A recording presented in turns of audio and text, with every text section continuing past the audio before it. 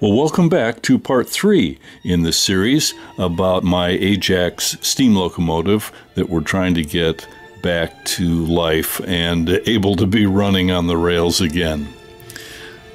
Today we're going to take a look at these main cylinders.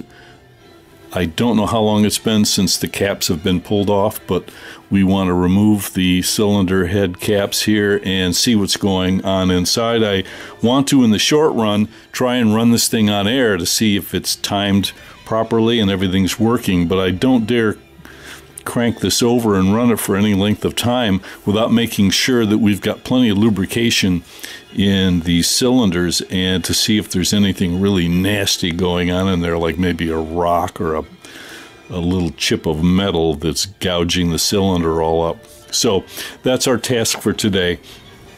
You can see I've got the cap here and it's just hanging on due to this machining and this little bolter right now. I thought it would be too boring for you to see me backing all these screws out.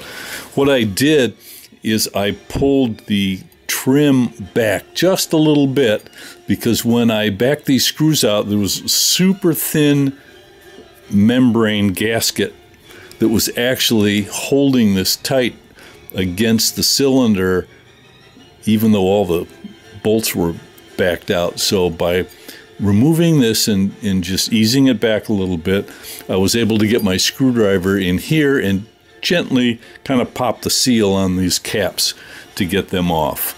So let me back this little screw out here and you can see what's going on in the cylinder. Here we go. Tiny little screws. You can see what the inside of the cap looks like here. A little bit of a machined protrusion here. And there's a look at the cylinder itself. Seems pretty smooth, although I can see a little bit of horizontal wear here. Nothing like a huge groove that I can feel with my fingernail, but definitely a little bit of wear. But I'm really pleasantly surprised that there's no corrosion. There's no evidence that moisture was left in there to just sort of do its work on the metal. The lubrication oil, I don't think it was packed with any loose oil or any, I should say, really viscous oil. And I don't know if you can see this up here. There's 4 little holes here in this little cavity that was machined out. And these 4 are where the steam is injected into the cylinder in front of the piston. And so the way the locomotive is sitting now, the piston is just about in its rear position. Let me switch it over and give you a quick look. This is the starboard side, or the right side of the locomotive if you were driving it. All right, here you go. You can see on this side that the piston is in its forward position. These 2 little cylinder head caps came off very easily. In fact, the bolts were only slightly tighter than finger tight. I'll probably torque them a little bit more, but if this were made out of ceramic and you were afraid of breaking it, that's about how tight those bolts were. So here's our plan for today. We want to make our inspection, which I've already done, to see if there's any disasters going on there, and I'm pleasantly surprised there isn't. But we have to make some replacement gaskets, and then I want to inject some light motor oil in here and lube it up really well, and then put these caps back on. So that way, as much as possible, I've got some internal lubrication going when I run it on air.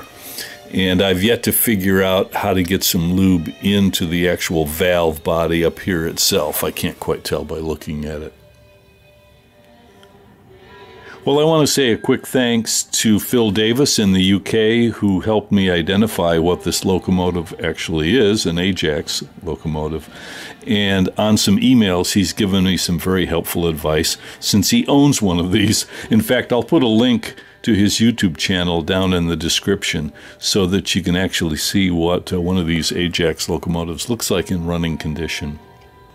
And also, I want to thank my local friend here, Bob Rapperstraw, who is sort of my steam engine guru that is helping me every step along the way. So if you ever hear me refer to Bob in these videos, that's the dude. He's built 2 steam engines, and he's very, very helpful, leading me along one step at a time to help me work and understand this particular loco.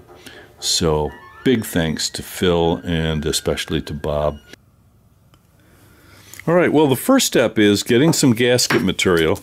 Then over at Bob's workshop, we actually made a pattern out of this piece and drilled out all of the bolt holes, which was our first step.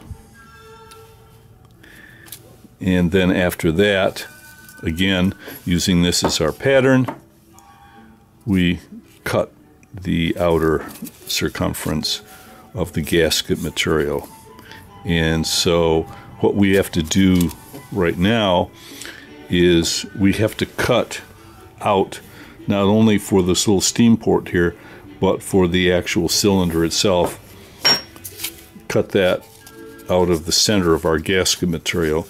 And I think for me the easiest way to do that is going to be actually placing the gasket on the cylinder itself and then using a really sharp X-Acto knife with a very fresh blade, gently carving the center out. We don't want any gasket material that could break loose and start flying around inside of the cylinder.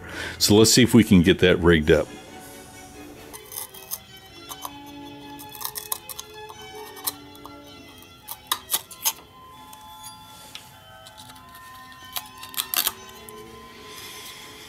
Alrighty, there's the center taken out of it. Now we need to notch out for that little steam port on the top. Okay, here's our port and starboard side gaskets and cylinder covers. So now I have to think about shooting some lubrication into the cylinders before I button things up.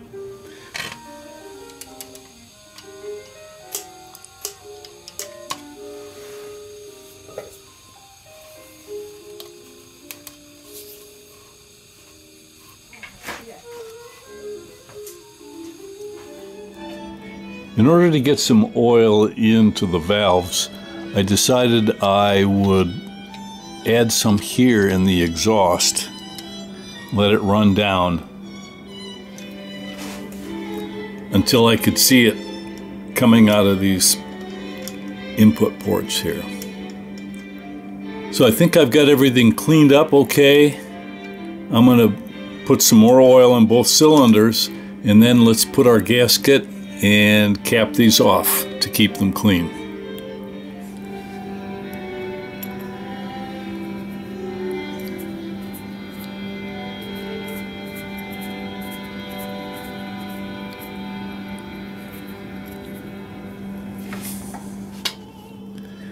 All right, let's snug these up, and then I'll tighten them very carefully with the wrench in sort of a circular pattern, so that I don't pinch the gasket in any one place.